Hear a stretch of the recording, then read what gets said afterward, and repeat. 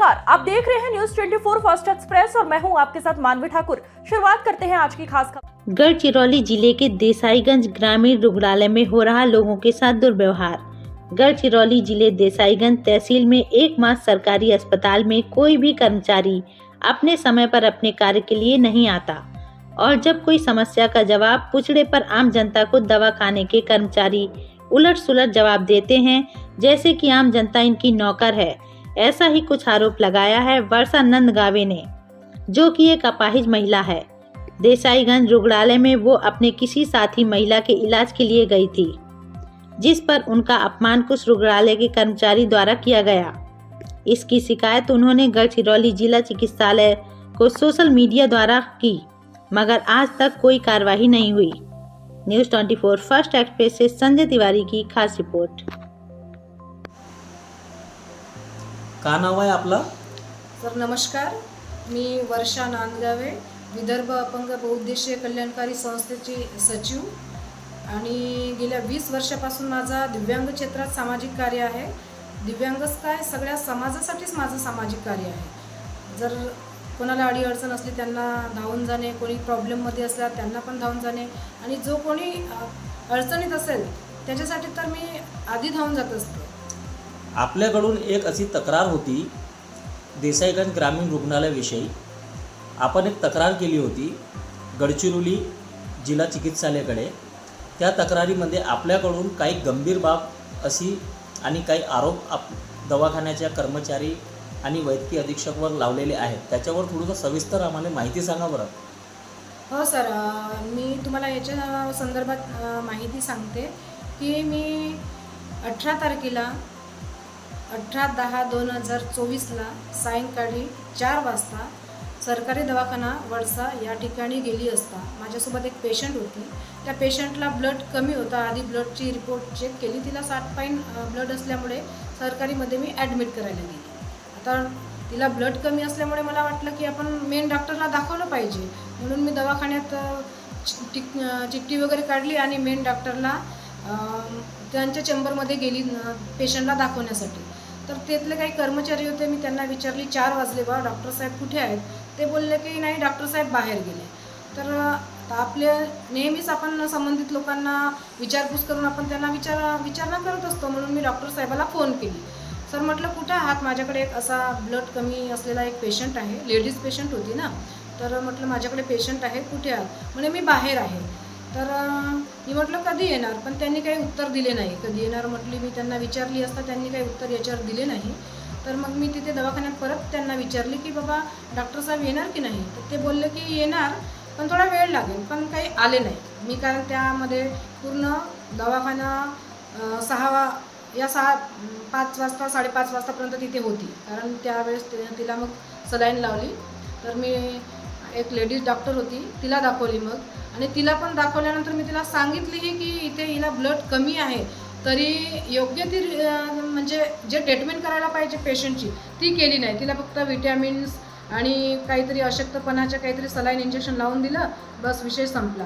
आणि मी त्यांना, मला खूप गंदगी आली त्या दवाखान्यामध्ये, गेली असता बिलकुल राहणंच झालं नाही, इतकी गंदी वास आली। तर मी तिथे म्हटलं त्यांना की इतकी घाणेरडी वास, डॉक्टरला परत फोन लावले की मी म्हटलं इतकी गंदी वास येते की इथे राहून होत नाही। तर ते बोलले की तुम्हाला जर इथे ट्रीटमेंट घ्यायची असेल तर घ्या, नाही तर तुम्ही दुसरा दवाखाना पाहू शकता। कोण बोलला असं शब्द? हे डॉक्टर साहेब बोलले। कोणते डॉक्टर साहेब? तिथले वैद्यकीय अधीक्षक। मी त्यांना फोन लावली तर ते बोलले मला की तुम्हाला इथे ट्रीटमेंट घ्यायची असेल तर घ्या, नाही तर तुम्ही दुसरा दवाखाना बघा। तुम्हाला जर पॉश दवाखाना पाहिजे तर तुम्ही प्रायव्हेटमध्ये जा। म्हणजे मला सांगा, सरकारी दवाखाना का हा गंदगीसाठी ठेवलेला आहे का? शासन एवढे पैसे खर्च करते तर याला घाणेरडा ठेवासाठी का? आणि परत माहीत आहे का, तिथल्या नर्स आहेत त्या सतत मोबाईल पाहत राहणे, किंवा तिथल्या सफाईगार आहेत, तिथली सफाईगार तर अशी आहे की जशी तीच पूर्ण हॉस्पिटलची इंचार्ज आहे, आणि डॉक्टर असल्यासारखी ती जशी म्हणजे पेशंटसोबत फोर्स मारणे या त्यांच्यावर इम्प्रेसिव्ह बोलणे, आणि एकदम त्या मेन खुर्चीवर त्या चेंबरवर सफाईगारची जागा कुठे असते, तिनं कुठं असायला पाहिजे, ती बिलकुल फ्रंटवर येऊन बसून राहते आणि आलेल्या पेशंटला काय काम आहे, बोला तुम्हाला काय पाहिजे, कोणता काय आजार आहे, कोणती प्रॉब्लेम आहे, अशी तीच विचारते जशी तीच डॉक्टर लागली. आणि मग चला असू द्या म्हटलं, आपण तो पण विषय मागे घेतला. जाऊ द्या म्हटलं, जशी गंदगी आहे तशी आपण मान्य केली, जाऊ द्या म्हटलं. बेडशीट तरी चेंज करायला, तर बेडशीट चेंज करायला तयार नाही. मला सांगा, बेडवर कुठल्याही प्रकारचा रोगी राहू शकते आणि त्या रोग्यामुळे दुसऱ्या रोग्याला त्याचा इन्फेक्शन होऊ शकते ना. मग यांनी बेडशीट चेंज करायला यांना होतं काय? दवाखान्यामध्ये सगळी सोय आहे, बेडशीट अवेलेबल असतात, पण यांना त्रास येते बेडशीट चेंज करायला. यांना म्हटलं तर मग दुसऱ्या दिवशी गेली असता ती सफाईगार कर्मचारी काय म्हणते, काल ती लंगडी आली होती ना म्हणते, ती आज नाही आली म्हणते, ती लंगडी म्हणते माझ्या पेशंटजवळ. हालाकी तिथं डॉक्टर आणखी डॉक्टर होते, कर्मचारी अवेलेबल होते. त्यांच्यासमोर ती मला अशी बोलली, माझी पेशंट मला घरी सांगत आली की तुम्हाला आज असे असे बोलत होते, काल तर पक्की बोंबलत होती म्हणे, आज ती लंगडी आली काऊन नाही. मला सांगा, मी शरीराने डाव्या पायाला 65% अपंग आहे. मला माझ्या व्यंगावर ह्या शब्दाने ती बाई बोलते, तिला अधिकार आहे का बोलण्याचा? माझ्या ज्या भावना दुखवल्या, मी तात्काळ CS फोन लावली, जनरल हॉस्पिटलला फोन लावली आणि म्हटली, तुमच्या दवाखान्यातली कर्मचारी जी आहे ती मला या माझ्या व्यंगावर मला बोलून असलेली बोलून माझा अपमान करते. माझ्या ह्या ज्या भावना दुखल्या तुम्ही त्यांना बोला.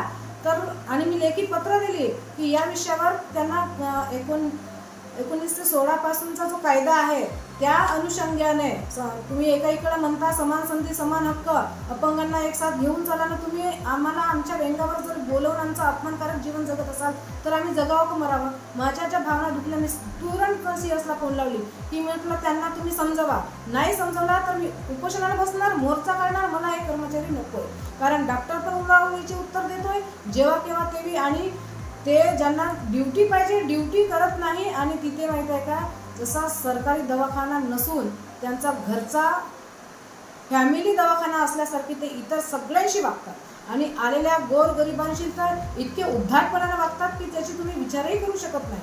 मग हा दवाखाना जो आहे तो यांच्यासाठी आहे का स्वतःसाठी, का इतर गोरगरीब जनतेसाठी आहे?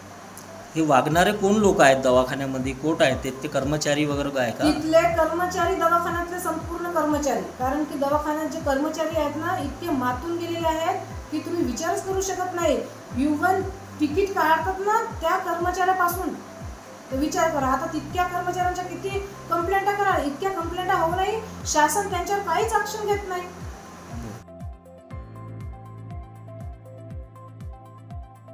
आज की खबरों में बस इतना ही। देखते रहिए News 24 फर्स्ट एक्सप्रेस। नमस्कार।